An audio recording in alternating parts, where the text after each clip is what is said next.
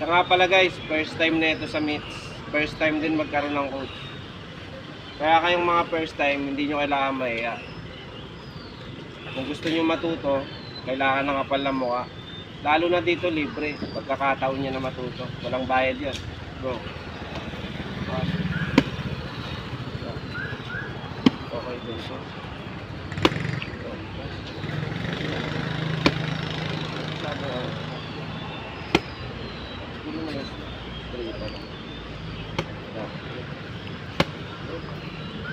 Yan.